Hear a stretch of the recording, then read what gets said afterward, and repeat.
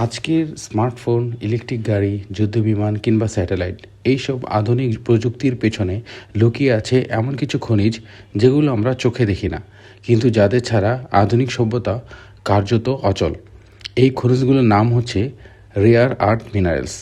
কিন্তু এগুলো কি, কেন এগুলো এত গুরুত্বপূর্ণ এবং কেন আজকের বিশ্বের সুপার পাওয়ার দেশগুলো এই খনিজের জন্য মরিয়া হয়ে উঠেছে, তা আজকে আমরা জানব।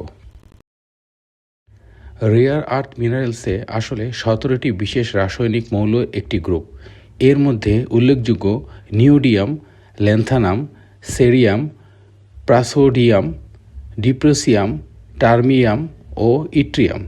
রেয়ার শব্দটি শুনে মনে হতে পারে এগুলো খুবই বিরল, কিন্তু বাস্তবে এগুলো পৃথিবীর ভূপৃষ্ঠে পাওয়া যায়। সমস্যা হলো এগুলো সাধারণত অন্য খনিজের সাথে মিশে থাকে এবং আলাদা করে বিশেষ অবস্থায় বের করতে হয়, যেগুলো আসলেই খুব জটিল, ব্যয়বহুল এবং পরিবেশের জন্য মারাত্মক ক্ষতিকর। এবার আসুন আমরা জানি কেন রেয়ার আর্থ মিনারেলস এত গুরুত্বপূর্ণ। এইসব মিনারেলস আধুনিক প্রযুক্তির মেরুদণ্ডও বলা হয়।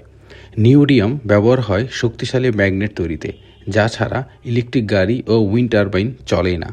ল্যান্থানাম ও সেরিয়াম এগুলো ব্যবহার হয় সাধারণত ব্যাটারিতে, ক্যামেরা লেন্স ও রিফাইনারিতে। ডিপ্রোসিয়াম ও টার্বিয়াম ব্যবহার হয় উচ্চ তাপমাত্রা সহনশীল মোটর ও সামরিক যন্ত্রে। এছাড়াও এইসব মিনারেল ব্যবহার করা হয় স্মার্টফোন, ল্যাপটপ, ইলেকট্রিক গাড়ি, solar panel, 5G network, radar ও ক্ষেপণাস্ত্রতে, স্টেলথ যুদ্ধবিমানে এবং এমআরআই মেডিকেল যন্ত্রে।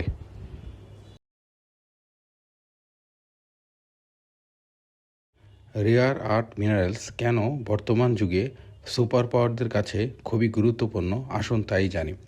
রেয়ার আর্থ মিনারেলস শুধু খনিজ নয়, এটি একটি কৌশলগত অস্ত্র। যে দেশের হাতে রেয়ার আর্থের নিয়ন্ত্রণ, সে দেশ প্রযুক্তিতে এগিয়ে থাকবে, সামরিক শক্তিতে আধিপত্য রাখে, বৈশ্বিক অর্থনীতিতে প্রভাব বিস্তার করে।